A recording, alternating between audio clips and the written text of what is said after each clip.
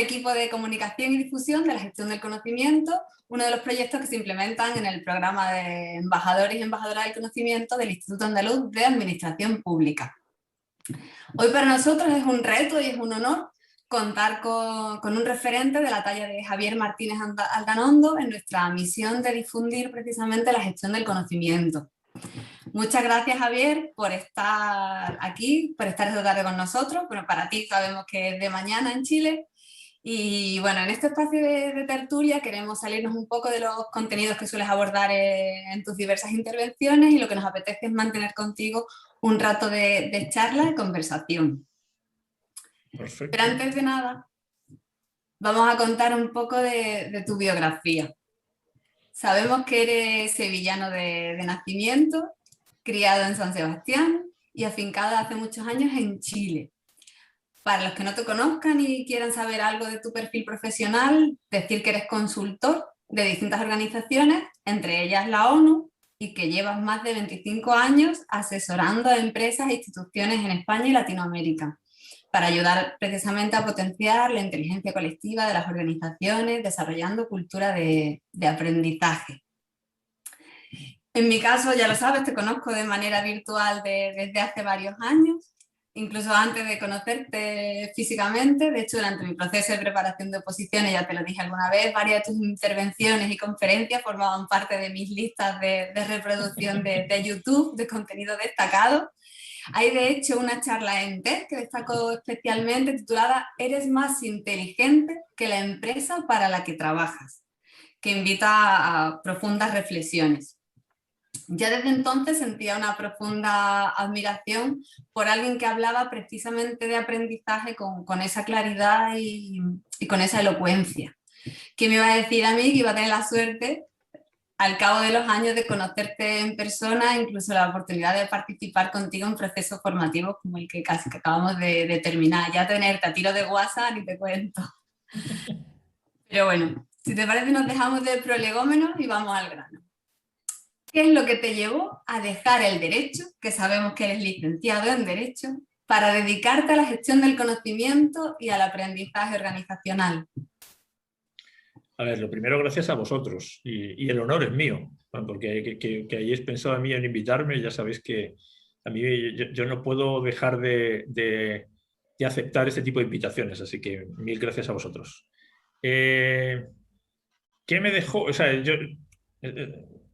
yo nunca he tenido vocación por el derecho. A ver, antes de hacer derecho hice informática, que es todavía peor, y ahí de informática duró un año y dije, esto no es mi camino. Derecho lo terminé porque no me podía cambiar de carrera cada año, porque eso ya era insostenible. Pero nunca tuve vocación y supe siempre que me iba a encontrar, si ejercía como abogado, me iba a encontrar un mundo que me iba a generar contradicciones. Entonces me quise ahorrar ese problema y tampoco quería dedicarme a temas de aprendizaje. Pues el mundo te lleva por determinados caminos. Lo que sí llegué relativamente temprano fue a un proceso, de nuevo por casualidad, donde me tocó trabajar con tecnología para procesos de formación. Y te estoy hablando del año 1990, o sea, de la prehistoria, cuando la tecnología no era la tecnología que tenemos ahora, no existía Internet, no existían, eran ordenadores muy básicos. Claro, no, era un mundo muy rudimentario. Y ahí lo que me pasó en ese momento fue que me hice algunas preguntas que hasta ese momento no me había hecho, y que era parte de lo que estábamos conversando al inicio de esta última sesión que hemos tenido antes. Y ahí me di cuenta que casi todo lo que yo había estudiado en el colegio y en la universidad lo había olvidado. Y claro, ahí me di cuenta de que si yo no era más torpe, no es que sea muy brillante, pero soy más o menos del mismo nivel que cualquiera de mis compañeros, y yo les preguntaba a mis compañeros de colegio y universidad si les había pasado lo mismo, me respondían que sí. Dije, entonces el problema no debe ser la materia prima de los que aprendemos, sino que debe ser algo en el método de cómo enseñamos que no está generando los resultados que buscamos, porque si la gente olvida lo que aprende, no lo aprende en realidad, simplemente lo retiene durante un periodo muy corto de tiempo para responder un examen, lo que alguien espera que respondas para darte una nota y con eso tengas un título para que sigas a la siguiente etapa, ¿no? Y en ese momento me di cuenta que todo lo que tiene que ver con los procesos de educación y aprendizaje tenía algunas dificultades. Y ni siquiera estaba pensando si la tecnología podía ayudar a corregir eso o no. Entonces empecé a preguntar, bueno, ¿y cómo aprendemos? ¿Cuál será la mejor manera de aprender? Y de ahí me metí en el mundo relacionado con el aprendizaje y la tecnología. Casi siempre orientado a organizaciones, y durante mucho tiempo mi foco estuvo más en cómo aprendían los individuos. Y después, unos años después, me llegó la pregunta también de qué pasaba con las organizaciones. Por eso esa charla que decías, Bea, claro, yo me di cuenta de que los individuos sabían más o eran más potentes, más inteligentes que las organizaciones. Y no tenían sentido porque las organizaciones están llenas de individuos inteligentes. Entonces de ahí continué avanzando, bueno, es un camino que me llevó por casualidad a hacerme esas preguntas y a preguntarme de qué otra manera se podría hacer y por qué las empresas, en este caso las instituciones, gastan tantos recursos en intentar que la gente aprenda con tan escasos resultados. Y eso al final genera descrédito respecto de los procesos de aprendizaje. Al final, en lugar de dedicar más tiempo a mejorarlos, se dedica menos y se gasta menos. Y entonces es casi como un pez que se muerde la cola, ¿no? Eso. Bueno, de hecho vemos que formas parte de distintas organizaciones como Catenaria Chile, NOCO Chile, Knowledge Works. Buceando por la red también apareces en otras organizaciones como Neus, Talentus. ¿Qué diferencias y similitudes hay entre estas organizaciones? ¿En cuál de ellas sigues estando? ¿En qué otros sitios se te puede encontrar? A ver, bueno, esto es la única ventaja que tengo sobre casi todos los que estáis aquí, si no sobre todos, es que tengo más edad. Entonces he recorrido más camino simplemente. Y como decías tú, claro, yo empecé, no pedí permiso para ver dónde nací. Nací en Sevilla porque mis padres que estaban trabajando allí. Y luego me fui al País Vasco, y luego me fui a Estados Unidos, y luego me fui a Barcelona, y luego me fui a México. He ido dando vueltas. Entonces, claro, uno va acumulando un currículum un poquito más largo simplemente por eso, por cuestión de tiempo. A ver, si yo tuviera que resumirlo, yo lo primero que hice fue crear una empresa. Yo nunca trabajé para nadie antes. Y eso tiene pros y contras, tiene riesgos y tiene ventajas y desventajas. Pero tuve que aprender lo que era trabajar creando mi propia organización. Entonces monté una empresa que se llama Meca, previamente de sistemas interactivos, y luego creé otra empresa que se llama Neos en Barcelona con un socio con el que todavía tengo mucha relación. Y luego me fui a México y ahí empecé a trabajar para otros en la Embajada Española. Bueno, he hecho un montón de cosas. Entonces, todas esas empresas que tú decías han sido pasos en los que he ido dando.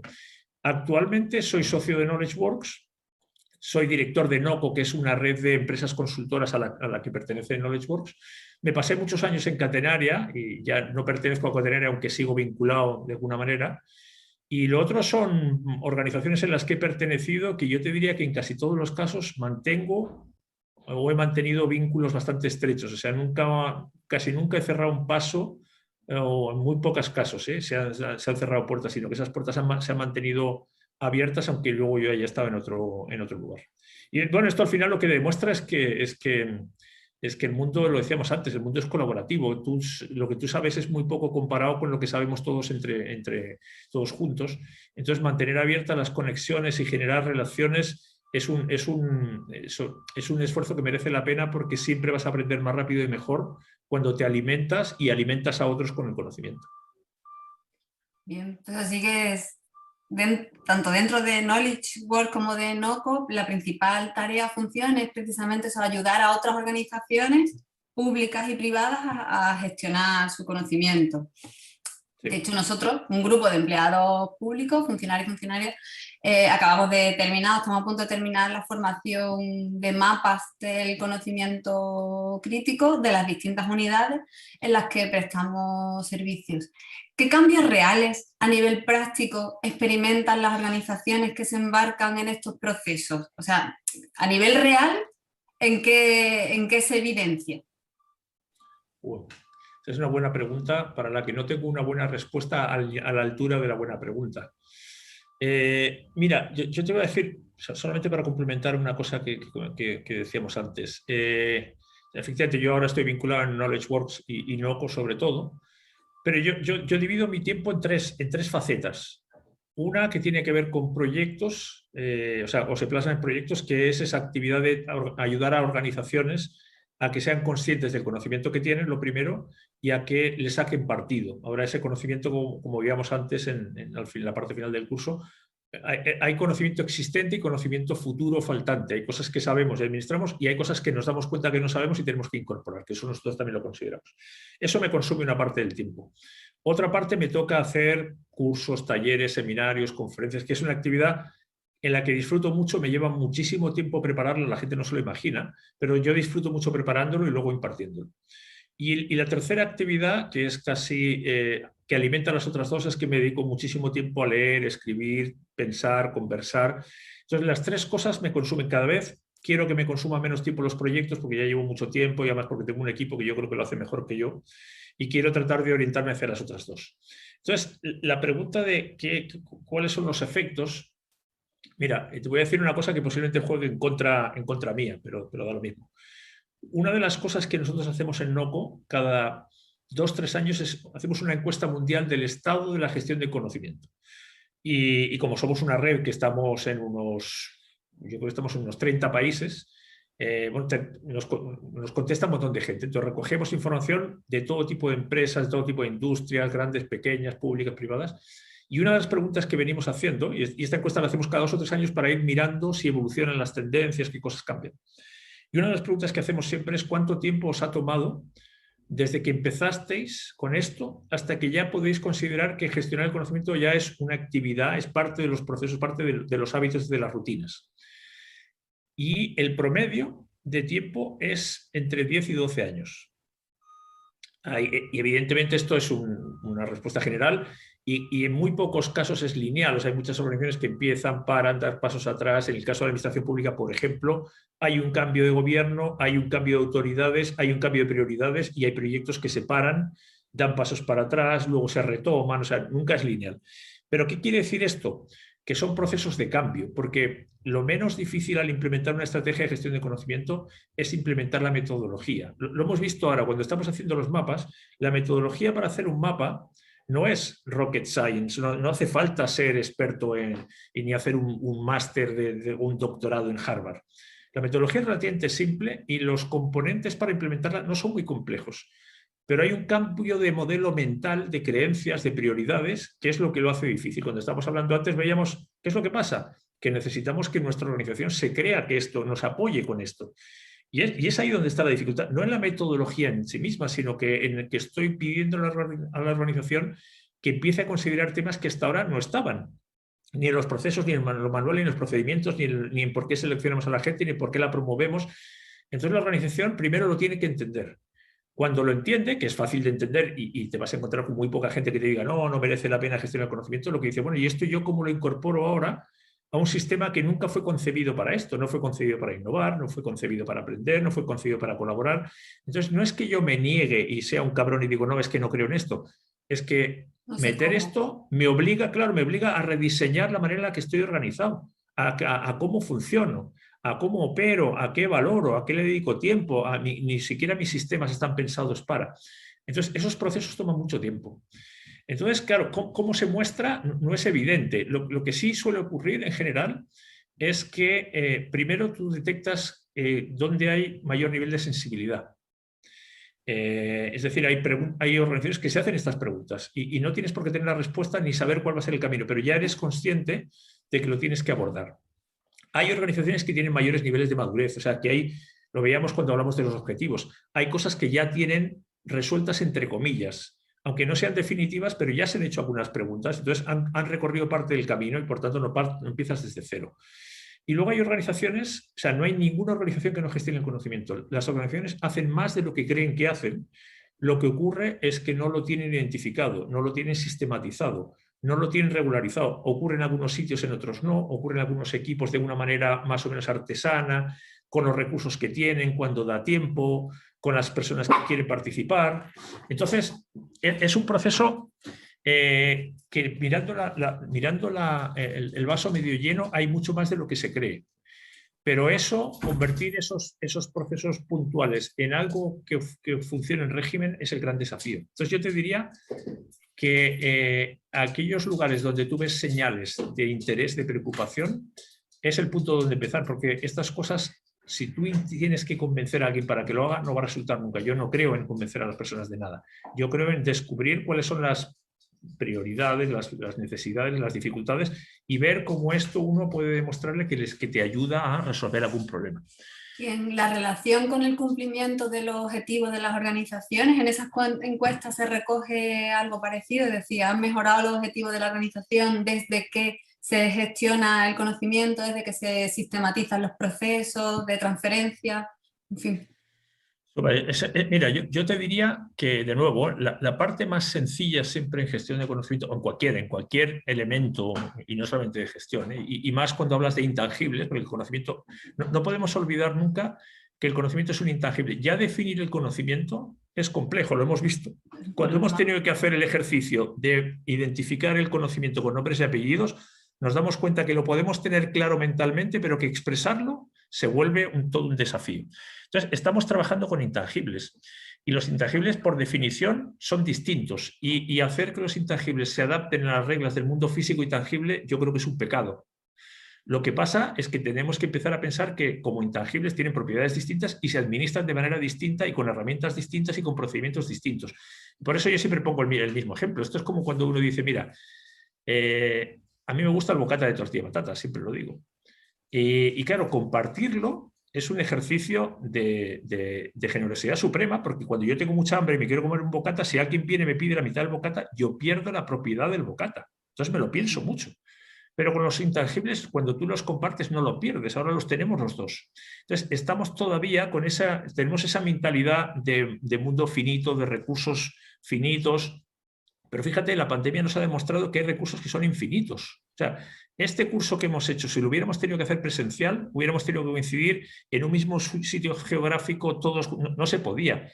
Hoy en día, como el intangible, el conocimiento de tecnología es infinito, lo hemos podido y hemos sido 20 y podríamos haber sido 20.000 si hubiéramos querido. Entonces, antes tú tenías el privilegio de participar en algo porque estabas limitado por lo físico. Los intangibles no te ponen esos límites, pero nos obligan a pensar modelos distintos, donde las cosas ya no están en un lugar, en un sitio para un grupo reducido y se gastan cuando se consumen. Es una lógica distinta. Entonces, eso aplica también aplica sobre todo a los intangibles. Ahora, dos mandamientos que para mí son sagrados. Uno, a nadie le importa la gestión de conocimiento en las organizaciones. ¿En qué sentido? En que la gestión del conocimiento no es un fin, es un medio para lograr un fin. Por eso, de nuevo, volvemos a los objetivos. ¿Qué quiero conseguir? Tengo ciudadanos, usuarios a los que tengo que atender prestándose un servicio que les va a resolver un problema. Eso es lo importante. ¿Gestionar mejor el conocimiento y me ayuda a eso? Ok, entonces me importa la gestión del conocimiento, pero es un medio y es muy fácil enamorarse del medio y creer que es un fin. Lo segundo, si realmente creo que me puede ayudar, tengo que demostrarlo o tengo que evaluar y medir hasta qué punto, si yo dedico tiempo, recursos, personas, energía a gestionar el conocimiento, eso me contribuye. Entonces hago las cosas más rápido, con menos errores, con mayor calidad, con mayor lo que sea que me importe. Y ahí hay una dificultad, ojo, no solamente para la gestión del conocimiento de los intangibles. En general, y esta es otra discusión para mucho rato, estamos acostumbrados a medir lo que es fácil de medir. No necesariamente lo importante. Y ahí volvemos al tema que decías tú antes de la educación. ¿Por qué hacemos exámenes de matemáticas? Coño, porque los problemas tienen una respuesta correcta y me es muy fácil evaluar. ¿Cómo mido la empatía? Hostia, pues no sé ni sé cómo se enseña, ni sé cómo se evalúa, es mucho más. Me tengo que inventar, entonces no, me voy por lo fácil. Entonces, con esto pasa lo mismo, que en muchos casos podemos evaluar la actividad, pero evaluar los resultados de la actividad, lo hemos visto antes también, no es a corto plazo. Hay muchas variables que influyen. No quiere decir eso que no haya que hacerlo. Hay que hacerlo todavía con más razón, porque si no, la promesa de la gestión de conocimiento está incompleta si yo no puedo medir y evaluar esto que me está generando. Las empresas que tienen 10, 12, 15 años de recorrido tienen un poquito más de espacio para hacer esas evaluaciones y decir, oye, antes nos pasaba esto y ahora creemos que gracias a, y no lo podemos asegurar porque, como te digo, hay muchas variables, a que nos hemos juntado, a que hemos recogido las prácticas, a que no hemos empezado de cero, a que tenemos una comunidad donde la gente hemos conseguido revisar y medir que este proceso que antes nos generaba estos resultados, ahora los hemos mejorado en estos indicadores y le atribuimos un porcentaje de responsabilidad, en este caso, a estas acciones de gestión de conocimiento. Y yo creo que eso es fundamental hacerlo. No es obvio, consume recursos, no estamos acostumbrados a evaluar, estamos acostumbrados a hacer y no a dedicar espacio a evaluar, pero es que sin eso la promesa es incompleta.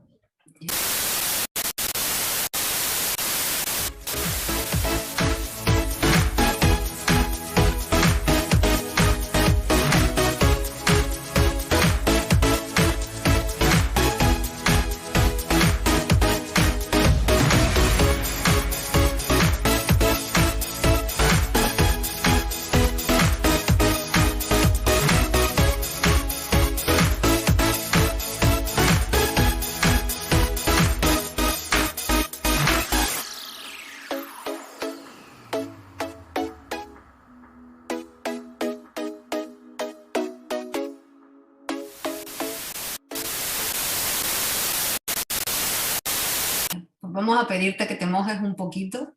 Y es, si dependiera de ti la implementación de la gestión del conocimiento a nivel de toda la organización en la que estamos, es decir, la Junta de Andalucía, ¿cómo lo harías?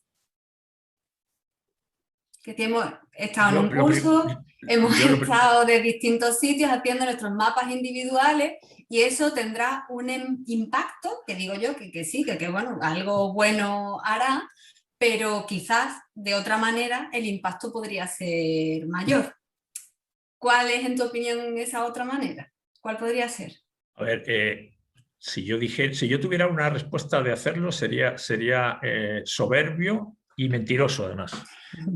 ¿Por qué? ¿Por qué te lo digo? Porque todo lo que nosotros hacemos siempre, que no quiere decir que sea lo que hay que hacer, pero siempre que trabajamos con una organización, lo primero que hacemos es, hay que analizar cuál es el estado en el que está esa organización. Uno desde fuera no tiene ni idea de lo que pasa ahí dentro y no la va a tener por mucho tiempo que se pase. Los que realmente tienen idea de lo que pasa son los que están dentro. Entonces, por eso nosotros siempre hacemos, y yo sé que con eso hay que ser muy cuidadoso, pero porque estamos un poquito aburridos de hacer diagnósticos y assessment, pero en temas de conocimiento y aprendizaje que no son temas evidentes, uno se tiene que hacer algunas preguntas. Entonces, generalmente, antes de que tú le puedas decir o recomendar o proponer un plan, tú tienes que haber hecho un análisis lo más detallado posible de en qué situación estamos. Y hoy en día, y como decíamos antes, la Junta no empieza desde cero, ni mucho menos. Entonces, uno lo que hace siempre es decir, ok, si le sacamos la foto a la Junta en mayo o en junio de 2021, ¿qué foto vamos a recoger? Y en esa foto, también depende de lo que estés buscando, siempre tú defines, mira, la Junta en estos elementos, que son parte de cómo hacemos nosotros el diagnóstico, esto es lo que tiene hoy en día. Y así funciona. Y hay cosas que funcionan bien, otras regular, otras que no funcionan. Y esto es lo que no tiene y nos parece que debería desarrollar si realmente lo que quiere hacer es avanzar hacia la gestión del conocimiento. Entonces, cuando tú haces esa revisión, que la idea es que ojalá no te tome mucho tiempo, porque estos diagnósticos, de nuevo, no son un fin, son un medio para tomar decisiones. Es a partir de ahí donde tú puedes proponer y decir, oye, ¿por qué camino nos vamos? Priorizamos objetivos, dónde tenemos mayores dificultades, dónde nuestros usuarios nos dicen que deberíamos abordar porque si corregimos determinadas deficiencias vamos a tener mejores resultados. Entonces, en realidad, cada organización responde a una historia, tiene unas prioridades, tiene una cultura que no es evidente, hay cosas que ya se hacen, hay cosas que son complejas. Entonces, yo creo que uno tiene que hacer esa lectura para decir a partir de aquí y consensuar con la organización. Esto es como el médico no te puede venir con una receta antes de haber hablado contigo y decir, oye, a ver, pero tú qué es lo que quieres, ¿a qué estás dispuesto? ¿Cuánto estás dispuesto a involucrarte? ¿Qué objetivos eres hacer? Ok, entonces tracemos un camino, ¿te parece? Y te acompaño en ese camino. Lo estábamos diciendo antes al final del curso. Lo complejo es acompañar en la implementación del mapa. Si hacer el mapa no es tan complicado. Entonces yo creo que la respuesta tiene que ir por ahí, tiene que ver hasta dónde quiere llegar la Junta y de dónde partimos. Y a partir de ahí tracemos un camino que estemos seguros que lo podemos recorrer. Donde, para mí, menos es siempre más. O sea, hay que hacer cosas simples, pero ser rigurosos en la ejecución de esas cosas simples. Muchas gracias. Yo tengo ahí una pregunta en el tintero, la dejamos para más adelante, que seguro que viene a cuento.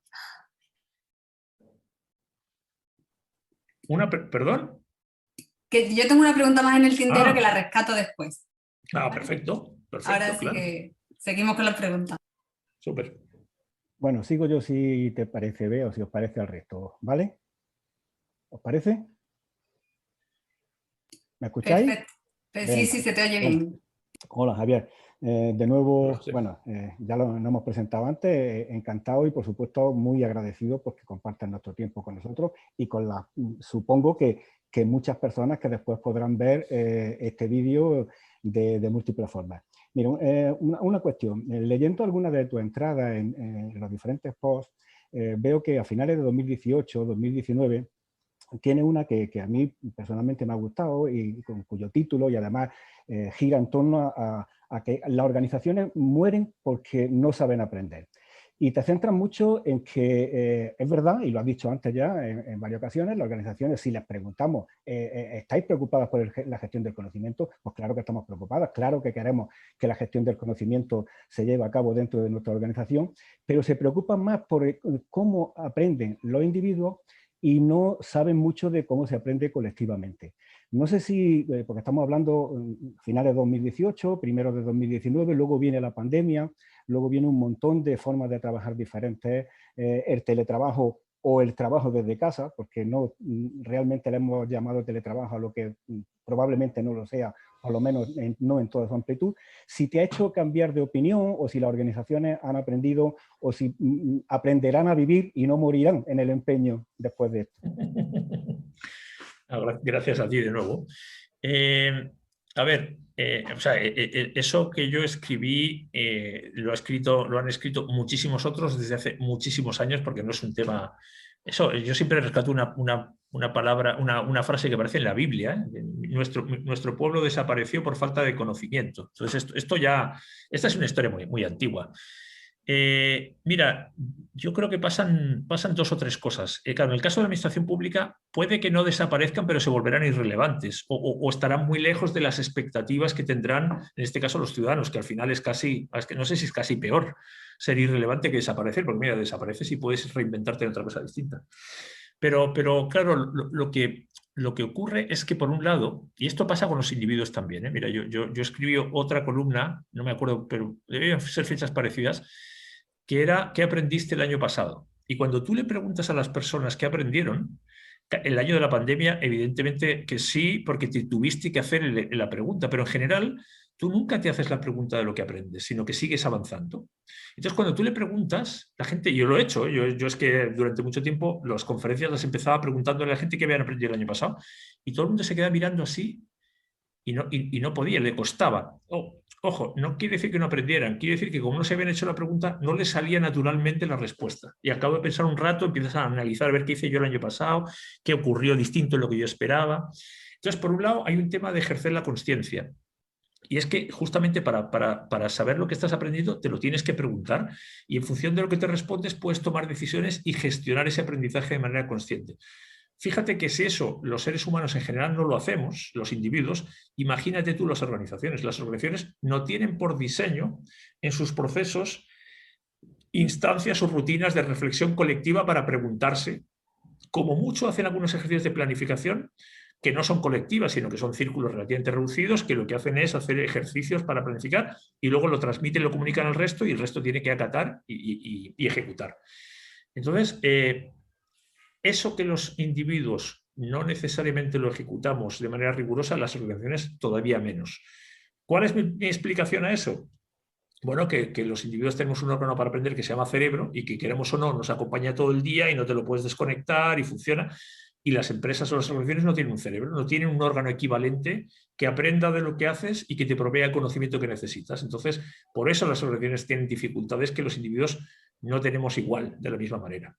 Entonces, claro, si tú eso en un mundo que cambia poco, te lo podrías permitir, porque dices, mira, a mí aprender no se convierte en un proceso crítico, porque basta con que yo aprenda a hacer algo que lo puedo explotar durante 100 años, porque voy a hacer más o menos lo mismo. Cuando el mundo no cambia, aprender al principio es suficiente. Pero cuando las cosas van cambiando cada vez más rápido, tu conocimiento caduca cada vez más rápido también. Entonces, lo que sabes hoy no necesariamente es lo que necesito para atender a mis usuarios mañana que me vienen con requerimientos distintos. Entonces, me doy cuenta que tengo que aprender al mismo tiempo que ejecuto o que entrego los servicios. Y cuando tú te vas a mirar dónde aparece el aprendizaje en la organización dentro de los procesos, no aparece. Lo único que te vas a encontrar, y lo decía yo creo que antes Bea, te vas a encontrar con un área de formación que tiene una oferta de cursos y ese es el mecanismo que utilizamos para que se aprenda dentro de la organización. Pero de nuevo, ese aprendizaje está dirigido sobre todo al individuo. Cuando tú vas a hacer un curso, uno hace un curso de Excel, el otro hace un curso de gestión de proyectos, el otro hace un curso de liderazgo y aprende el individuo. Pero no hay instancias, no hay rutinas donde los individuos coinciden para aprender y transferir y compartir conocimiento entre ellos. Entonces, para no enrollarme mucho más, si tu cerebro aprende cuando conecta neuronas. Cada neurona por separado no sirve para nada. Sirve cuando se van conectando. En una organización pasa lo mismo. Una organización aprende cuando los individuos se conectan. Si cada uno hace sus cosas por separado, La organización no aprende, aprende cada individuo. Entonces, cuando no se pasan la pelota entre ellos, no tiene muchas posibilidades de ganar. Y cuando uno mira los procesos se da cuenta que los procesos no reconocen esos espacios de intercambio, de transferencia, de aprendizaje, de reflexión, sino que reconocen procesos para esperar, para ejecutar, lo hablamos antes en el curso, los reinos de taifas, cada uno está en lo suyo, no sabe muy bien lo que hacen los de al lado, se los encuentra por casualidad. Entonces, justamente para mí el desafío es que no te basta con tener individuos inteligentes, necesitas generar colectivos inteligentes y no siempre la suma de individuos inteligentes genera colectivos inteligentes. De hecho, a veces cuanto más inteligentes son los individuos, menos capacidad tienen de colaborar entre sí. O sea, a veces incluso hasta contraproducente. Y para mí la pandemia no ha hecho sino demostrar eso todavía de manera más clara. Yo lo que he visto es que de un año y medio a esta parte, cada vez hay más organizaciones dándose cuenta que el desafío de la pandemia ha sido, el COVID ha llegado y ha dicho, mira, os guste o no os guste, vuestro desafío es aprender. Aprender a trabajar de manera distinta, lo estabas diciendo tú antes, a teletrabajar. De un día para otro dijo, oye, mira, no vino a preguntar, dijo, mañana se trabaja de una manera distinta. No, es que no se puede. Las pelotas que no se puede. Vais a ver cómo se puede. Y se puede, y siempre se pudo. Entonces, esto de nuevo nos demuestra que en las organizaciones pasa lo que los líderes quieren que pase. Y no pasa lo que los líderes no consideran que es importante que pase. Y de nuevo, no es capricho, si cada uno tiene sus prioridades. Hoy la columna que estoy escribiendo para esta noche se llama Liderazgo sin líderes. Yo no creo en los líderes. Para mí esto es un cuento chino. Lo que sí que creo es en liderazgo. Y no creo en liderazgo de líderes. Yo creo en liderazgo distribuido, rotatorio, de todos. Pero como no es así, las organizaciones son verticales, en la parte de arriba de la pirámide están los líderes y está el poder. Entonces, ¿qué es lo que pasa? Lo que queremos que pase. Entonces, si los que están arriba no consideran el aprendizaje, no consideran el conocimiento, no consideran la colaboración, no va a pasar. Y de nuevo, no es maldad. Cada uno presta atención a las cosas que ve, que entiende, que le interesan. Yo lo que he visto es que la pandemia ha hecho eso todavía más evidente y que las organizaciones se han dado cuenta que tenían que aprender y adaptarse y lo han hecho como han podido. Bueno, ¿qué sacamos de aquí? No lo hagamos como podamos, definamos un proceso para que esto sea regular, no esperemos a que llegue una pandemia para aprender, definamos el aprendizaje como parte de los procesos. Vaya rollo que os he metido, ¿eh? Sí, sí, no, está bien, era la pregunta.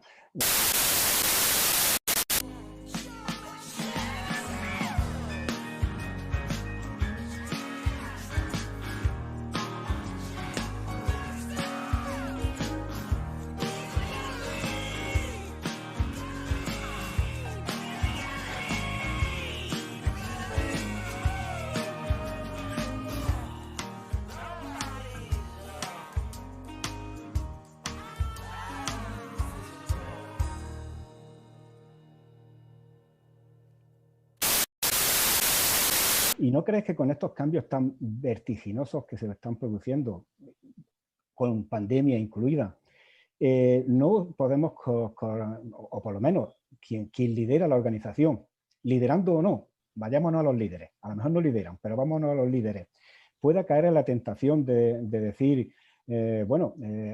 esto cambia de una forma vertiginosa, la organización no tiene posibilidades de aprender del conocimiento, ¿caeremos en un futuro en manos de la inteligencia artificial? Caeremos, depende de nosotros. Porque, a ver, hay una cosa que se nos suele olvidar. ¿Qué es lo que va a pasar? Ni Dios lo sabe. O sea, lo que yo diga vale tanto como lo que diga cualquiera, evidentemente. Pero hay cosas que se nos olvidan, yo creo. Mira, cuando Kasparov perdió contra Deep Blue, que fue la primera vez que una máquina ganaba a un campeón del mundo de ajedrez y que desde entonces nunca más una persona ha podido, un gran maestro ha podido ganar a un robot, todo el mundo se echó las manos a la cabeza. Kasparov no perdió contra una máquina, Kasparov perdió contra un equipo de ingenieros que diseñaron una máquina. Entonces, al principio y al final del proceso siempre están las personas. Y durante un buen rato va a ser así, yo creo. Entonces, durante muchos años, durante muchos siglos, hemos estado acostumbrados a que las máquinas hagan el trabajo sucio físico que nosotros no queríamos hacer. Antes tú, para hacer un hoyo, tenías que cavar o para hacer un agujero. Ahora ya no te lo planteas. Para construir un edificio había que hacerlo a base de sangre, sudor y lágrimas de esclavos. Hoy en día hay máquinas, hay grúas. O sea, todo lo que hemos podido hacer ha sido porque hemos desarrollado tecnología que iba más allá de nuestra fortaleza física. Para ver cosas que no puedo ver, hay televisión. Para escuchar cosas que no puedo escuchar, hay teléfonos. Es etcétera, etcétera. Y estábamos cómodos porque sustituía trabajo físico. Y claro, cuando de repente amenazan con nuestro trabajo mental, es ahí cuando nos ponemos nerviosos. Y no deja de ser lo mismo, simplemente están sustituyendo tareas que hasta ahora parecía que estaban reservadas a nosotros. Yo creo, de nuevo, que todo esto depende de si uno concibe que llegó al mundo para trabajar, entonces se asusta, o si uno piensa, oye, pero ¿por qué trabajamos? La única manera de vivir es trabajando. ¿Y qué pasaría si... Yo lo que sí sé, y eso fue el artículo anterior, es que para vivir necesito comer. Eso seguro. Y respirar, pero para respirar no necesito nada, porque está en el oxígeno, entonces tengo que comer. ¿Y qué pasa si yo consigo y aseguro la subsistencia básica a todo el mundo? Que muchas de las competencias, muchas de las guerras que tenemos por la propiedad privada de las cosas que creemos que no alcanza para todos, y es mentira, solo que están mal distribuidas, quizás bajaríamos el nivel de tensión, de competencia, de individualismo. Entonces, hay muchos replanteamientos que nos podemos hacer si consideramos que el conocimiento que antes era un bien escaso o las cosas que estaban reservadas a determinadas personas, ahora resulta que son universales y disfrutables por todos. Y eso nos permite llegar a un mundo distinto, donde podrían trabajar las máquinas para hacer lo que yo no quiero hacer. Y yo me puedo dedicar a hacer otra serie de cosas que las máquinas todavía no pueden hacer, todavía, porque las harán, pero que resulta mucho más creativo. Y hay cosas que yo no quiero hacer. Ahora, el problema es hacer esa transición de manera abrupta. O sea, en Estados Unidos, 3,5 millones de personas que hoy en día conducen se van a quedar sin empleo. ¿Es eso buena o mala noticia? Joder, si eres chofer es mala noticia. Pero claro, si yo lo que hago es anticiparme a eso y decir, bueno, lo que tengo que preocuparme entonces no es de enseñarle, de entregar a las personas conocimientos y habilidades para que puedan hacer otras cosas distintas. Pero la pregunta para mí es distinta. ¿Por qué coño quieres hacer algo tú que podría hacer una máquina? Si una máquina puede conducir, coño, que conduzca y tú te puedes dedicar a hacer otras cosas o a no hacer nada. O a pensar, o a crear, me da lo mismo. Entonces, para mí, de nuevo, el desafío es si seguimos pensando en los mismos términos hasta ahora del mundo físico, de las cosas finitas, de las cosas que están a disposición solamente de algunos, no de todos, entonces eso nos lleva por un camino complicado. Si empezamos a pensar que hoy en día el conocimiento está disponible, es universal, compartirlo no tiene costo, podemos resolver montones de problemas, entonces empezamos a mirar las cosas de manera distinta. Existe... decidamos cómo aplicarlo, decimos qué hay que hacer para que todo el mundo cuente con esas habilidades, con esos conocimientos y preocupémonos, por ejemplo, de que la educación no sea elitista para algunos, esté disponible para todos, todo el mundo puede aprender, todo el mundo puede tener conocimientos, desarrollemos máquinas que trabajen, que construyan otras máquinas a sí mismos y disfrutemos de la vida. Muy bien, gracias. No sé, ¿quién? ¿Juanma? Venga. Bueno, pues si queréis continúo yo. Yo te voy a plantear un par de preguntas de tu forma de comunicarte, porque la verdad que me llama mucho la atención y me gusta. Justamente me llama la atención cómo en el curso de mapa de conocimiento crítico, en las charlas TED, pues tus exposiciones se desarrollan un poco a modo de relato audiovisual de ritmo frenético. Cuando muchas veces estamos acostumbrados a que las imágenes hagan todo lo contrario, que ralenticen el relato, o que simplemente sirvan como elemento de distensión. Pero en tu caso, crea un ritmo que engancha. Entonces mi pregunta es, ¿qué persona o formato te han influenciado o inspirado a la hora de comunicarte? Mil gracias, te agradezco. O sea, si te sirven esas exposiciones, es el mejor cumplido que me puedes hacer. Mira, la verdad, yo siempre me guío... Es bastante poco científico, ¿eh? Yo me guío porque es lo que me gusta a mí cuando yo escucho a alguien. Yo soy de los que cuando me toca ir a un evento me quedo siempre a ver a todo el mundo porque yo sé que de todo el mundo se puede aprender y me gusta, además que lo disfruto. Y ese carácter obsesivo tiene muchos problemas porque la lista de cosas que tengo para leer y para ver es infinita y cada vez es mayor, no menor. Entonces yo siempre me guío porque es lo que me gusta a mí. Y a mí me gusta justamente y porque yo siempre he sido bastante... yo diría que rebelde. Entonces, todas las cosas académicas, formales, me aburren. Y además porque me parece que es un ejercicio muchas veces como de arrogancia, soberbia, cuando yo creo que estas cosas realmente lo que hay que hacer, si crees en ellas, yo creo, porque mi problema es que yo creo en esto. Entonces yo me dedico a esto porque de verdad me lo creo y lo disfruto y me apasiona. Entonces para mí responder a vuestros ejercicios un domingo no es trabajo. Está mal que lo diga porque eso perpetúa de nuevo pero lo hago porque realmente me apasiona. Entonces yo creo que esto hay que hablarlo en el lenguaje en el que la gente lo entienda y además es que se puede y se debe hacer así, yo creo. Y por eso yo siempre me gusta utilizar los ejemplos cotidianos que todo el mundo ve en la tele, en los periódicos, porque es la única manera, porque esto es mucho menos complejo de lo que queremos hacer. Que uno lo podría sofisticar, esto es muy sencillo y hay que hacerlo sencillo, porque si no nunca lo vamos a aplicar. Entonces, no es que haya sido un modelo, yo siempre me baso en qué cosas me gustan a mí, a qué lenguaje estamos sometidos. Si tú hoy en día, cualquier persona tiene montones de estímulos que buscan tu atención y estamos en un mundo visual, gráfico, es multisensorial, no tiene sentido que nuestro proceso educativo haya sido estar en una clase escuchando a un tipo hablar.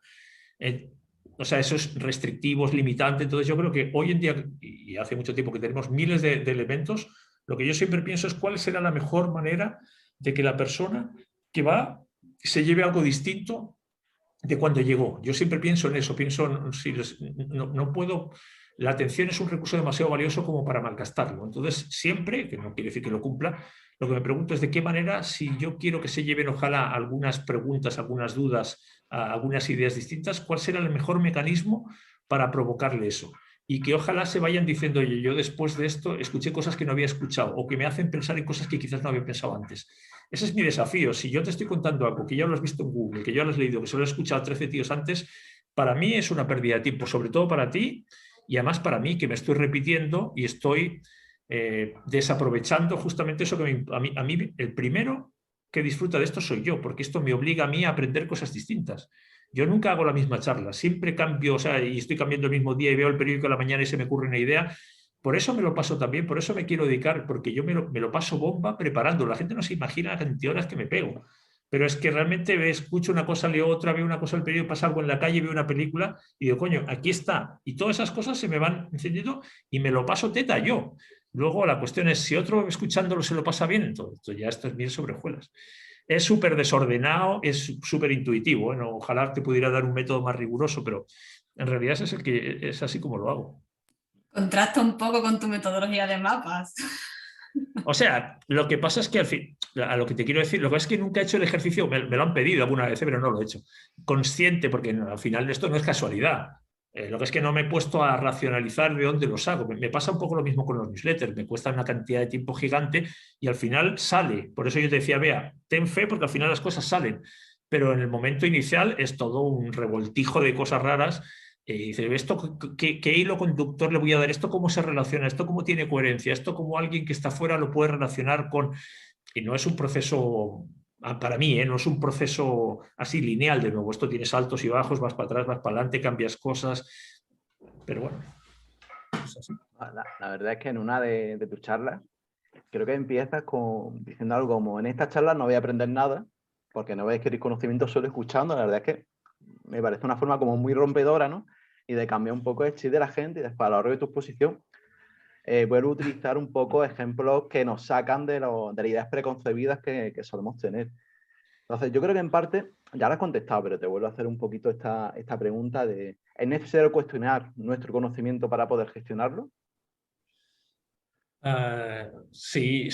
A ver, yo creo, mira, de hecho, y lo he hecho alguna vez,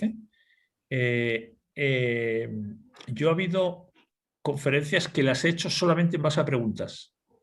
Y de hecho lo declaro, o sea, yo no tengo, o no te entrego respuestas, o no las tengo, o si las tengo no te las creas. De hecho, hay muchas veces que digo, oye, nada de lo que yo voy a decir aquí es verdad. Y yo creo que en todo eso también tiene que haber una cierta parte de provocación, porque de nuevo, las personas aprendemos siempre cuando nos hacemos una pregunta. Por eso es tan difícil que alguien aprenda lo que tú quieres que aprenda. Porque si la pregunta no es de él, no está aprendiendo, está siguiendo un guión preestablecido pues porque toca, por lo que sea. Y claro, ¿cómo inducir a alguien que se haga una pregunta? No es fácil. Porque, de nuevo, tu pregunta no es la misma que la pregunta del otro. Pero todo el mundo se está haciendo preguntas. Otra cosa es cómo las hace y a qué le presta atención. Por eso siempre es muy interesante escuchar a la gente, porque cuando la gente habla, te da pistas sobre lo que le preocupa. Y cuando te da pistas sobre lo que le preocupa, tú le puedes acompañarlo por un proceso para que se cuestione por qué piensa eso, por qué eso le preocupa, de dónde saca eso y si no habrá otras alternativas. Y yo creo que es justamente esa mirada crítica la que nos hace cuestionarnos si eso que siempre hemos dado por supuesto es y debe seguir siendo así, y a veces es que sí y a veces es que no. Y por eso, ayer me enviaron un manual de aprendizaje organizacional que yo he contribuido a hacer con otra gente, y yo les decía, oye, yo creo que aquí hay que subirle el pelo, como se dice, o darle mucha más importancia a un proceso que para mí es crítico, que es el de la reflexión. Y es que el proceso de reflexión es el proceso de pararte a pensar y a preguntarte. Y ojo, ese proceso puede ser individual, pero para mí no alcanza con que sea individual. Tiene que ser individual y colectivo. Cuando tú juntas a un grupo de personas a pensar en común, y primero ellos han hecho el ejercicio de pensar individualmente y luego ponen en común, ahí empiezan a pasar cosas mágicas. Pero solo es en ese punto, y cuando eso lo diseñas y esto ocurre, y estos son espacios que están planificados y son sagrados para aprender y para pensar y para cuestionarnos y sin tener miedo a preguntarnos, ahí empiezan a pasar cosas. Si no lo haces, lo decíamos antes, la inercia del día a día te mata, no te deja esos espacios. Ya no quiero pensar si está pensado así para que directamente no tengamos espacios, pero es que tienes que hacer esa parada, tienes que parar el freno y decir, oye, no, a ver, ¿por qué? ¿Me ha funcionado? No. ¿Podría hacerlo de manera distinta? ¿Qué he aprendido? Y si estoy no considerando esto otro. Entonces, para mí eso es sagrado, porque solamente las respuestas surgen de las preguntas. Y entonces es más importante hacerse buenas preguntas que tener buenas respuestas. Las respuestas hoy sirven, mañana serán otras. Y por eso para mí la clave es hacerse preguntas. No estamos educados para preguntarnos, estamos educados para responder preguntas que no son nuestras. Que es muy interesante. Ahí ha salido un poco el tema de la conexión, ¿no? Y el establecimiento de redes, ¿no? De estar todos conectados. ¿Hasta qué punto es importante lo que es la comunicación y la difusión? Que un poco también el proyecto que estamos desarrollando nosotros dentro de embajadores en la gestión del conocimiento. O sea, mira, no hay conocimiento que no sea fruto de la colaboración, y no hay colaboración que de alguna manera no incluya compartir conocimiento. Y vuelvo a la metáfora, yo sé que es, porque esto da para un buen rato, pero si cada uno, si los seres humanos no necesitamos a nadie más para funcionar, uno necesitaría comunicación. Pero de hecho el lenguaje se establece porque es una herramienta para facilitar la colaboración y la comunicación y la supervivencia al final. Y el principal o uno de los principales mecanismos de compartir conocimiento son las conversaciones. O sea, lo que estamos teniendo ahora es un proceso de pensar colectivamente, y se da porque estamos comunicados y ni siquiera tenemos que estar físicamente presentes. De nuevo, lo presencial tiene cosas favorables y lo virtual tiene cosas favorables. Y como no tenemos por qué hacer una cosa u otra, excepto si estás confinado, lo que yo espero que saquemos de esto es combinemos lo mejor de los dos mundos.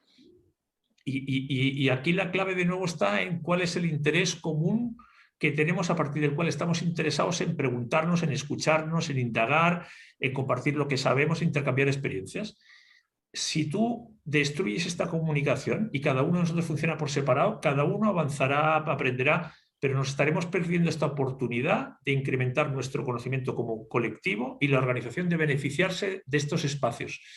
¿Qué es lo que ocurre? Que generalmente, como los seres humanos somos sociables, tenemos tendencia a esto. Aunque sea para entretenernos, para contarnos chismes, para contarnos chistes, da lo mismo, es un espacio de intercambio. ¿Qué es lo que pasa si tú esto lo intencionas? Es decir, no lo dejas a la casualidad de que nos caemos bien, nos hemos encontrado en un curso, sino que decimos, no, es que igual que hay procesos para facturar, hay procesos para conversar, hay procesos para reflexionar, hay procesos para preguntar, hay procesos para documentar lo que sabemos. Y esto es parte del trabajo. ¿Por qué? Porque en ese proceso de intercambio colectivo gana la organización, porque lo que yo sé ahora, otros lo pueden aplicar y lo hacen disponible mañana. Y lo que yo podía saber de mapas, ahora hay 20 personas más en la Junta que lo podrían hacer. Entonces ya no es un conocimiento mío, es un conocimiento de otros 20, es un conocimiento de la Junta. Entonces, si tú destruyes la comunicación, y voy a hacer un pequeño paréntesis pero corto, esto es lo mismo que pasa. Para mí hay dos conductas críticas para que ocurra la colaboración en una relación. Uno se llama curiosidad. ¿Y la curiosidad qué es? Es el interés por aprender, por hacerte preguntas.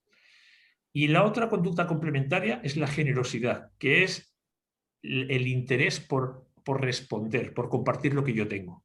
Cuando tú juntas curiosos que se preguntan con generosos que se responden, se produce la colaboración. Y ese cordón umbilical que nos une, por ahí lo que circula es conocimiento. Tú me haces una pregunta, asumiendo que yo supiera, y yo te comparto lo que sé. Y por ese vínculo que se establece, circula conocimiento. Y mañana será al revés. Entonces, cuando yo genero esa red, lo que aseguro es generar la infraestructura para que circule el conocimiento. Ahora, eso todavía depende de los individuos. Si Bea o tú no me queréis preguntar, pues no pasa mucho. Y si yo no quiero responder, no pasa mucho tampoco. Entonces, lo que hay que preguntarse es, si las personas que no son egoístas por naturaleza, ¿qué tenemos que hacer para que estén dispuestas a preguntar lo que les interesa, lo que no saben, y otros a compartir lo que sí saben y pueden poner a disposición de los demás? Y es ahí entonces donde empieza a ocurrir. Entonces, generar esos espacios, esas rutinas para que exista la comunicación, es la única manera de asegurarte de que cada neurona no circula por su lado, sino que esas neuronas forman parte de una red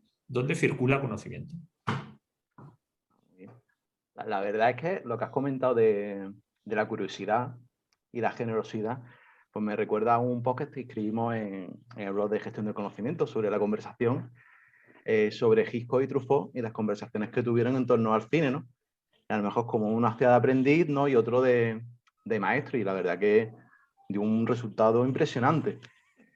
Pero no queremos hablar de nuestros posts, nos gustan más los tuyos, tus artículos, tus newsletters. Sabemos que tienes cientos de ellas, porque ya son muchísimos años hablando de la gestión del conocimiento, del aprendizaje. Y no te voy a pedir que nos recomiende uno, porque seguramente, bueno, de los que hemos leído, recomendables son todos. Pero sí nos gustaría saber, ¿no? ¿A cuál le guarda especial cariño? ¿O cuál fue con el que disfrutaste más con su redacción? ¿O te impresionó su impacto? O sea, ¿cuál es el motivo? Qué cabrones sois, ¿eh? Porque esto es, ¿a qué hijo quieres más? Es la típica pregunta que uno siempre dice. La verdad es que ya empiezo a perder la memoria. Muchas veces me los encuentro por ahí y digo, coño, yo escribí esto, es que ni me acuerdo. Yo te diría, a ver, cada uno ha sido un ejercicio que me ha tomado, que como digo siempre, posiblemente el más beneficiado soy yo, porque uno, por un lado, me obliga a ser disciplinado. Segundo, me obliga a investigar. O sea, yo trato de no escribir de aquello de lo que no tengo ni idea, para empezar, ¿eh? Porque todo el mundo tiene una opinión, pero las opiniones dan un poco lo mismo. Trato de escribir sobre algo de lo que alguna posición tengo, pero de la que yo sé que además quiero y me interesa seguir aprendiendo.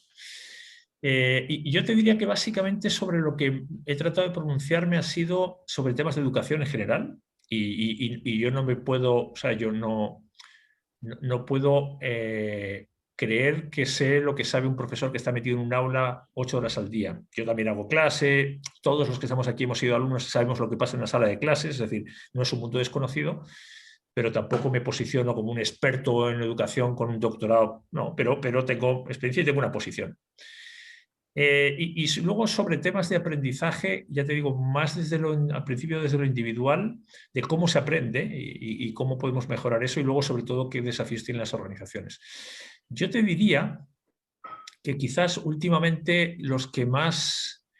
bueno, ha habido de todo, es que según el tema que plantees te llegan, ha habido algunos donde, por ejemplo, me metí un poco con los ingenieros, pero como lo he hecho con cierta mano izquierda, casi ha habido muy pocos casos donde me han llegado cosas así media brutas. En general hay gente que discrepa, hay gente que te agradece. Me he metido con temas de innovación, me he metido con los MBAs, por ejemplo. El de hoy me voy a meter con los líderes y estoy seguro que me van a llegar galletas por todas partes, pero trato de hacerlo de una manera argumentada, discutible, por supuesto.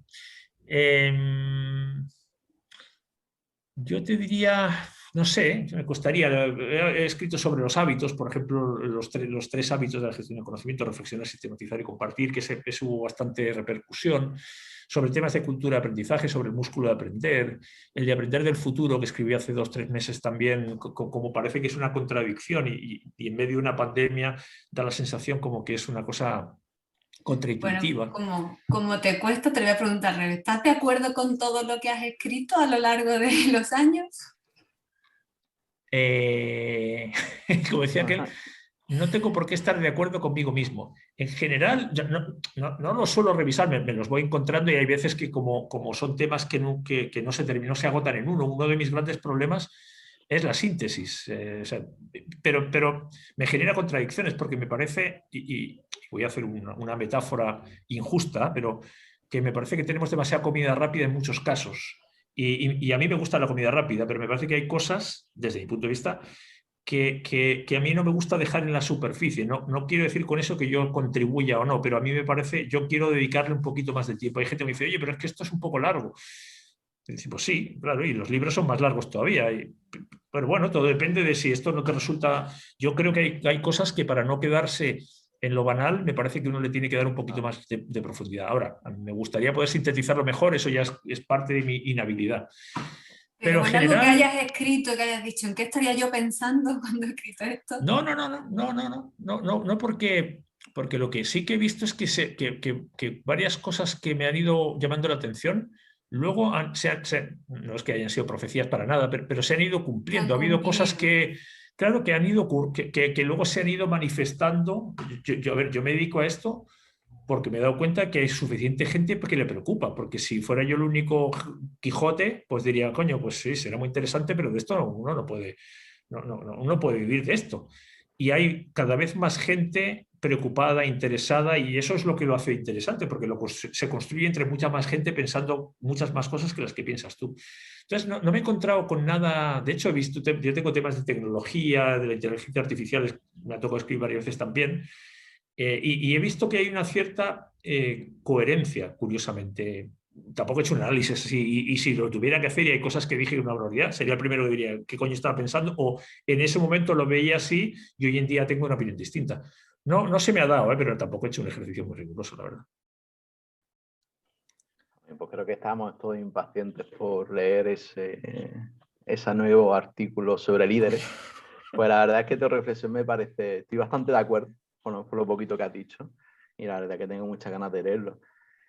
Yo por mi parte no te quiero acaparar más, y yo sé que ahí tenemos también compañeros que quieren hacerte más preguntitas. No sé si José María tenía una por ahí.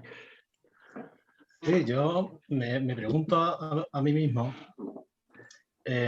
la gestión del conocimiento yo creo que influye bastante en la toma de decisiones de las empresas, y yo sé por tu parte, Javier, que eres una persona que tiene interiorizado el análisis de lo que aprende y lleva una costumbre de gestión del conocimiento propio, y me pregunto, ¿en tus decisiones importantes te ha servido o te has equivocado como nos hemos equivocado todo el mundo? Hombre, estaría bueno que fuera la garantía de la infalibilidad, ¿no? Mira, yo paso una cosa. Yo te diría que yo distingo tres tipos de conocimiento, digámoslo así. El primero es cuando tú sabes lo que necesitas, y entonces la gestión de conocimiento te da lo mismo, porque como yo ya sé hacer tortilla de patatas, como han dicho que tú eres un maestro, de hecho, José María, pues qué coño me importa a mí el conocimiento de tortilla de patatas.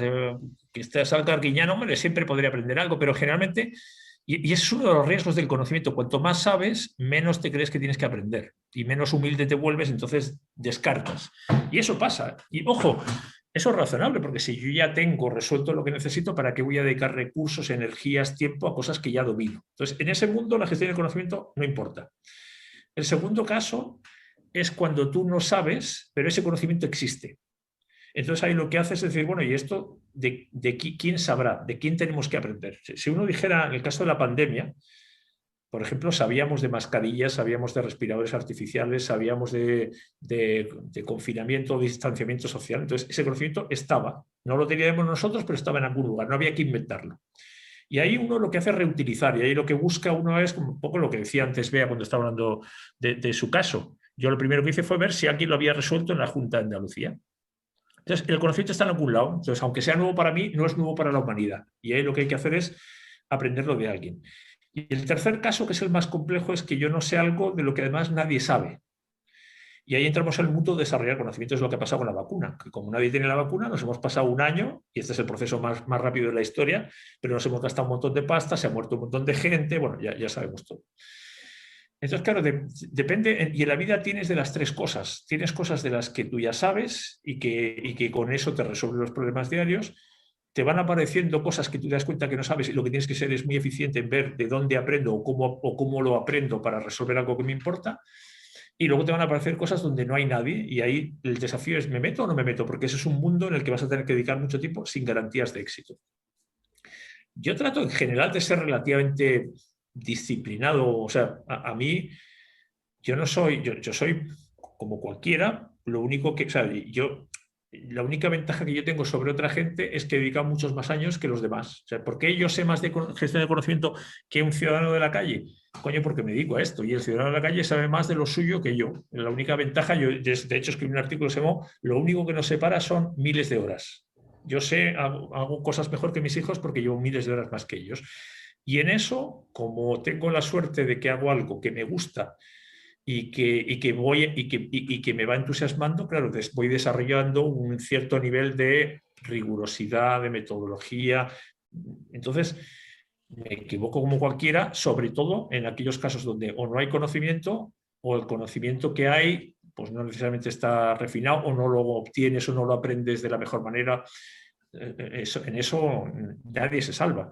Yo lo que sí trato es de ser relativamente disciplinado en tener claro un poco el mapa alrededor de quién sabe, de qué se sabe, de dónde están las cosas. La Bea un día me escribe y me dice, oye, ¿tienes un libro de...? Aquí lo tengo. Esta mañana me ha escrito un amigo mío consultor en Barcelona, oye, ¿tienes el libro aquel en que participamos hace 15 años? Se lo he mandado. Entonces trato de ser relativamente ordenado y riguroso para ahora. Luego, ya sabes, uno planifica y el mundo te lleva por donde te quiere llevar. Y en eso yo creo que siempre es inteligente, yo creo, tener una red de aquellos que llegan donde tú no puedes llegar. Y de manera que ellos te complementan con todo lo que tú no tienes y tú intentas complementarles a ellos con lo que ellos no tienen. De hecho, comparto, doy fe de tu generosidad a la hora de compartir conocimientos, manuales. Aquí, bueno, uno de nuestros retos, que creo que ya lo sabes, se ha dejado entrever varias veces a lo largo del curso, es la wiki de gestión del conocimiento de la Junta de Andalucía, también llamada la wiki de José María. Ah, sí, O sea, tiene.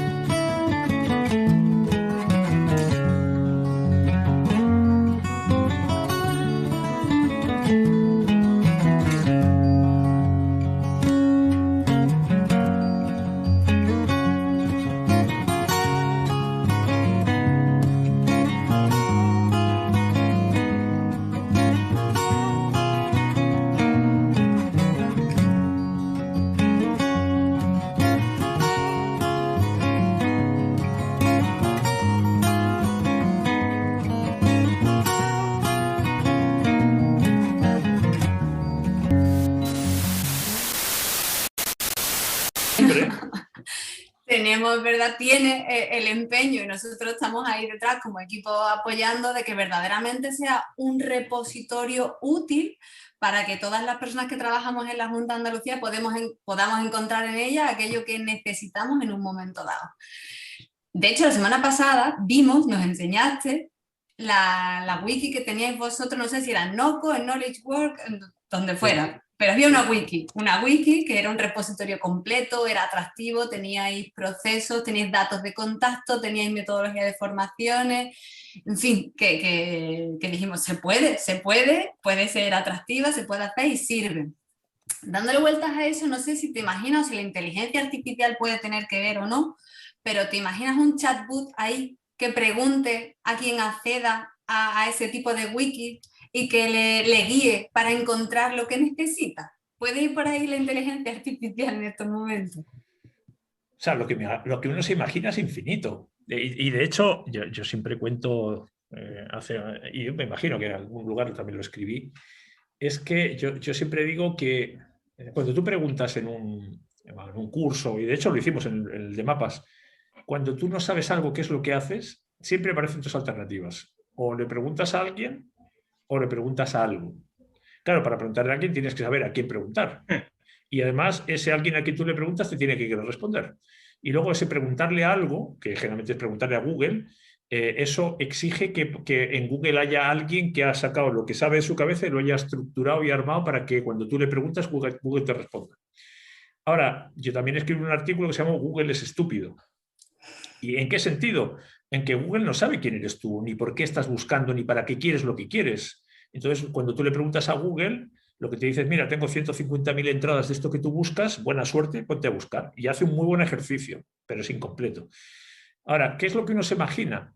Bueno, uno se imagina que tú ni siquiera le tengas que preguntar a Google. ¿Por qué? Porque Google, y no Google, o sea, en la Junta o en cualquier lugar, yo no debería, o sea, yo si fuera realmente un poquito más, no sé si inteligente es la palabra, yo tengo tanta información respecto de lo que hacemos, de lo que hemos hecho en el pasado, de lo que hace cada persona y de lo que requiere para hacer lo que tiene que hacer, que yo no debería depender de que la persona me pregunte lo que necesita. Yo a la persona le debería decir, mira, para hacer esto que tú tienes que hacer, esto es lo que como Junta ya sabemos. Entonces, ese chatbot siempre me podría responder a las preguntas, pero antes de que yo le respondiera, debería ser el chatbot el que me dijera, oye, Bea, ¿vas a hacer esto? ¿Sabes? ¿Quieres tener aquí el procedimiento sobre cómo se hace esto? ¿Quieres saber qué problemas hemos tenido cuando hemos hecho esto antes? ¿Quieres saber cómo los hemos resuelto? ¿Quieres saber quién sabe esto mismo, quién hace esto mismo que tú en el resto de las delegaciones? Porque esa información existe. No es que haya que crearla, eso está. Pero nadie se ha preocupado de recogerla, agruparla y ponerla a disposición de cada uno de nosotros. Entonces, eso es lo que yo me imagino. No me imagino cada uno haciendo el esfuerzo de ir a buscar. Yo no quiero buscar. Yo lo que quiero es encontrar. Y de hecho yo no quiero encontrar. Yo quiero que la información me encuentre a mí cuando la necesito, el momento que la necesito. Entonces, si yo estoy haciendo algo, yo espero un sistema lo suficientemente inteligente para que me diga, oye, vas a hacer esto, te lo doy pero rellenado. Aquí están los principales, te lo voy corrigiendo. Entonces, esa inteligencia debiera tender a hacer el trabajo por nosotros. Por eso, al final, yo debería estar en una hamaca diciendo, hay algo trabajando por mí, haciendo el trabajo por mí. Porque yo no quiero trabajar. Yo lo que quiero es leer, aprender, conversar, y si quiero conducir y agarrar el coche y conducir, pero si no, que me lleve, porque yo no quiero ir pendiente, yo lo que quiero es ir leyendo o hablando con el de al lado o escuchando música o durmiendo. Entonces, eso está lejos y cerca. Lejos en cuanto a que todavía hay muchos elementos de tecnología que las máquinas no entienden de contexto, o sea, muchos, y hay gente que sabe eso. Pero mucho de lo también existe porque la información está, lo que pasa es que está disgregada. En el momento que tú le empiezas a agrupar, a todo eso le empiezas a dar sentido, le empiezas a facilitar la vida a la gente. Entonces, eso es lo que yo me imagino. Estamos lejos y cerca, pero menos lejos en algunos aspectos de lo que nos creemos. Bueno, nosotros de momento, José María, equipo, nos conformamos con que la gente vaya completando sus procedimientos, que se pongan de manifiesto esa curiosidad por una parte y esa generosidad por la otra en la wiki. Ahora, claro, lo que ocurre es que la gente en general es curiosa, o sea, todo el mundo siempre se hace preguntas sobre lo que le corresponde. Lo que pasa es que muchas veces no tiene dónde encontrar esas respuestas y se desanima. Entonces, si yo me voy a ir a meter a un sitio que muchas veces no sé que existe, que cuando existe voy a buscar y no encuentro, que cuando encuentro está desactualizado, o que cuando está actualizado me cuesta mucho aplicarlo, en general son tantas las dificultades que al final la gente se desanima y dice, o me olvido, me lo resuelvo como yo pueda. Entonces, por eso, antes lo hablamos en el curso, hay que pensar tanto en, no los elementos que tengo, en de qué manera los ordeno para que cuando una persona llega, ya si hemos conseguido traerla, que ya es un desafío, encuentre inmediatamente la respuesta a la pregunta que está haciendo, porque si no, se nos va a ir. Se nos va a ir y son tantos los estímulos que es muy difícil recuperarlo.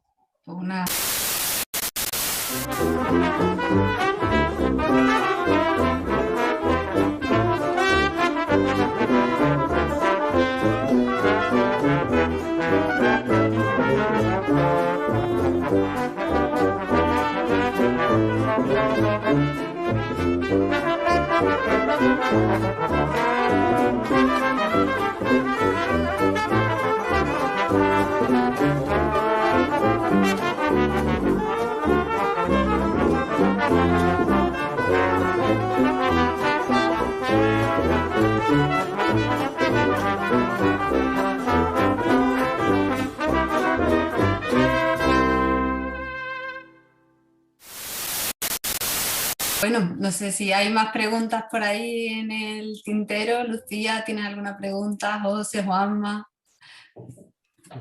Lucía quería preguntar algo, ¿no? Sí, levantó la mano.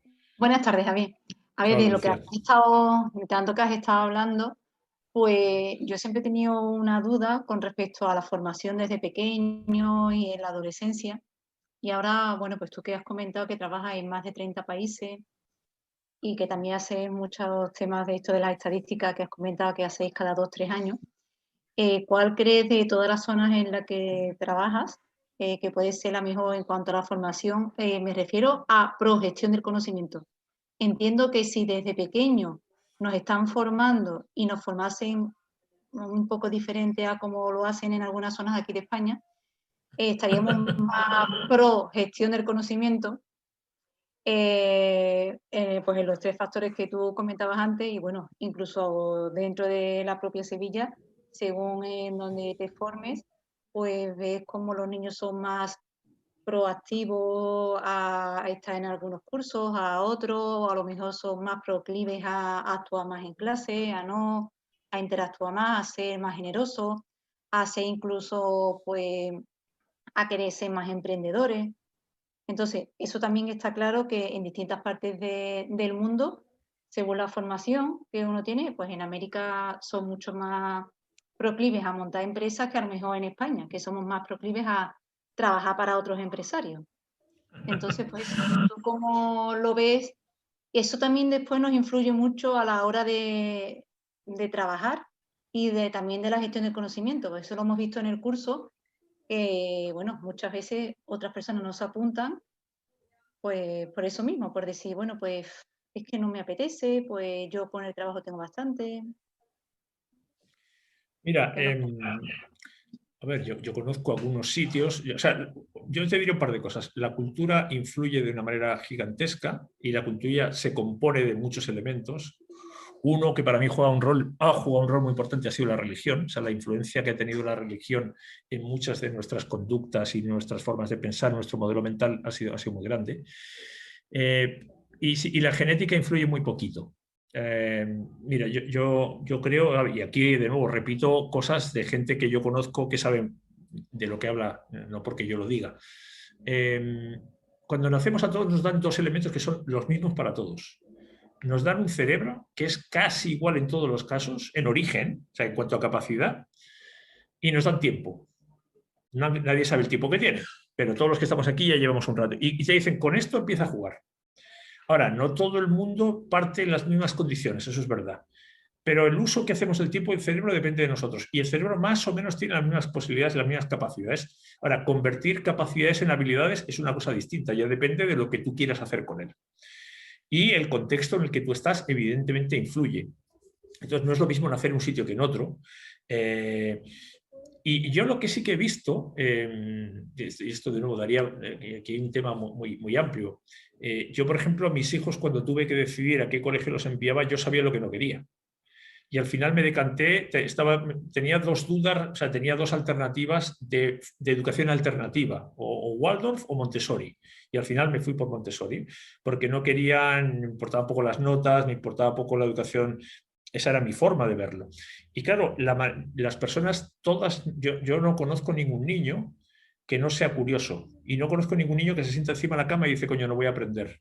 Me siento y me quedo todo... No, los niños aprenden a caminar no porque tú se lo dices. Y aprenden experimentando y no se desaniman, se equivocan y no se frustran. Y no se hace exámenes, no necesitan un profesor. Entonces, todos los seres humanos nacen con el instinto y la capacidad de aprender. No todas las expresan porque hay un contexto que te influye en la familia, pero también en el país, etcétera, etcétera. Entonces, se puede generar, pero la capacidad existe, o sea, la curiosidad está, en la colaboración y el instinto de cooperación existe de origen. Otra cosa es si lo desarrollamos o lo condicionamos. Venimos de una civilización que ha sido, lo decíamos antes, vertical, jerárquica, autoritaria, el poder concentrado en pocas manos. Entonces, desembarazarnos de eso y las organizaciones que tenemos responden a esa lógica. O sea, yo me acuerdo, yo soy de los que tuvo que hacer la mili y me lo pasé muy bien además porque hice una mili muy particular, pero hay gente que me decía, no, es que el ejército, sí, el ejército, ¿tú te crees que es muy diferente un ejército de una empresa?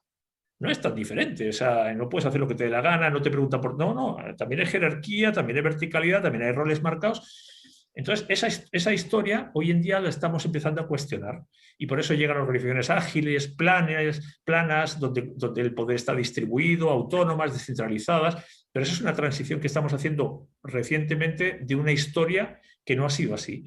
Lo que yo sí que veo es que hay organizaciones que son más proclives a eso, que tiene que ver con que más personas tienen ese concepto de transparencia,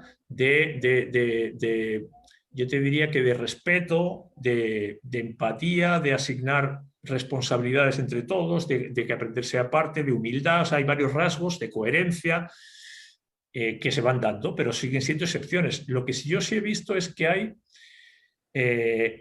industrias más proclives y donde la gestión de conocimiento, por ejemplo, aprendió antes. Y no por buena voluntad, sino porque yo creo que en esos casos las inversiones eran tan grandes que necesitaban tomar decisiones para rentabilizar lo que tenían. Entonces, la industria del petróleo, los militares, por ejemplo, la mayor parte de los descubrimientos tecnológicos tienen su origen en la industria militar. Entonces, yo te diría, y para mí hay países que culturalmente, posiblemente por menos influencia de la religión o por una serie de valores, han sido capaces de creer en una educación y en un modo de convivencia. Al final, educar es convivir, mucho más transparentes, mucho más abiertos, mucho más flexibles. Yo no sé si te podría responder por países, porque en cada lugar pasan cosas distintas. Sí hay algunas tendencias, pero yo creo, lo he visto más por industrias, pero ya sobre todo luego la casuística. En la misma industria te puedes encontrar una organización súper abierta, donde el error se toma como una oportunidad de aprender, donde nadie tiene miedo de hablar, donde hay espacios. Y en la misma industria una empresa todo lo contrario, restrictiva, mucho más, se gestiona alrededor del miedo. Entonces, yo casi que el análisis lo haría más por organización. ¿No sería esa una buena iniciativa dentro de la empresa, como cuando antes has preguntado en el curso lo de cómo veis lo del conocimiento crítico a 15 años? ¿No sería esa una buena iniciativa? La de empezar, siempre dicen lo de formar a los niños, esa formación transversal de la gestión del conocimiento. A ver, o sobre todo por lo menos esa forma de pues, no tener miedo al hablar, expresarse. sí, o sea, lo que pasa es que yo creo que es lo que me pasa a mí con los temas de educación. Yo creo que una educación es tan buena o tan mala como la sociedad a la que pertenece. Y si tú quieres definir, hay una pregunta que nunca se hace, que es ¿para qué educamos? Educa y ejecuta y repite currículums. Y el para qué educamos tiene que responder a cuáles son las prioridades que tenemos como sociedad. O sea, cuál es nuestro objetivo, qué queremos ser, en qué creemos, cuáles son los valores. Queremos ser, lo decíais antes, queremos ser respetuosos con el medio ambiente, queremos ser un lugar porque tenemos recursos de acogida, queremos ser un lugar competitivo, queremos ser los líderes tecnológicos. Esa definición es la que luego te dice, ok, y para ser eso, ¿qué tenemos que aprender? ¿Y qué sistema educativo? O sea, esto es, de nuevo, si tomamos el ejemplo del fútbol, según cómo queramos jugar, yo necesitaré determinado tipo de jugadores y necesitaré entrenar y educar ese tipo de valores. Entonces, justamente yo creo que primero lo que necesitamos hacer es consensuar, que no es fácil, y tener el plan de para dónde queremos ir. Y eso se construye entre todos. Y es un ejercicio jodidísimo, porque si lo haces entre 5 es fácil. Si quieres sumar a una comunidad autónoma a decir, oye, ¿para dónde queremos? Tienes que escuchar a todos, tienes que conciliar y al final te tienes que decantar. No puedes hacerlo todo. O yo no lo haría todo. Yo diría, bueno, ¿cuáles son las principales tendencias? En general, luego va a haber millones de casos particulares. Bueno, y para allá, ¿cuáles son las reglas? Competimos, colaboramos, individualismo, consumo, no tengo preocupación de los demás, una renta colectiva para todos, que sálvese quien pueda, no tengo idea. Y todas esas decisiones influyen al final en los mecanismos de convivencia, en los mecanismos de educación, en todo. Yo creo que el desafío va por ahí. Y mientras no lo haces, vas perpetuando la rutina previa, entonces al final cada uno sigue haciendo lo de siempre y se preocupa de su metro cuadrado de estar a salvo. Es un ejercicio complicado, yo lo reconozco, pero es que me parece que sin eso no tienes un sistema educativo que responda a un plan en particular. Es la repetición de lo que siempre se ha hecho. Gracias. Bueno, pues no sé, muchísimas gracias, Javier, por Dios. No sé si alguien más quiere hacer una pregunta, vamos cerrando ya, que yo creo que desde las 4:30 que te tenemos ahí sentado, yo creo que ya está bien, ¿no? Estamos encantados, pero yo creo que efectivamente hemos sacado mucha información, sería abusar también de su tiempo. No, oye, mi problema es que me están llamando para meterme en otra reunión que tengo con un cliente por un proyecto y si no, pero si no, para mí yo me puedo estar aquí, ya lo veis, me puedo estar toda la vida. Así que yo lo sufro más por vosotros que no por mí. Ha sido un verdadero placer, Javier. Al contrario. Muchas gracias, Javier. Eres una persona muy generosa Muchas gracias. y yo estoy encantado tanto con el curso como con la entrevista. Muchísimas gracias. No, gracias a vosotros. O sea, aquí todos somos generosos, todos hemos invertido el mismo tiempo y cuando uno pone en común lo que tiene y lo que sabe, si no sirve. Si uno no es coherente con lo que dice, el conocimiento es para compartirlo y solamente colaborando y compartiendo se puede progresar. Así que esto es hoy por ti, mañana por mí. Yo feliz, lo que tengo lo pongo a disposición y si sirve, encantado de la vida. Pues nada, entonces ya lo último, una palabra que te llevas. Una palabra que me llevo, yo diría esperanza. Yo diría esperanza, hay que tener esperanza, porque solamente cuando tienes esperanza tienes energía suficiente para seguir construyendo. Las cosas no se construyen solas y si no crees que se pueden construir, no se van a construir. No se van a construir porque tú lo creas, pero si no lo crees, seguro que no se van a construir. Vale, pues nada. Pues muchas gracias y bueno, hasta la próxima. Seguiremos contando contigo. Seguro que sí, cuando queráis. Bueno, gracias. Un beso, cuídate. Igualmente. Chao.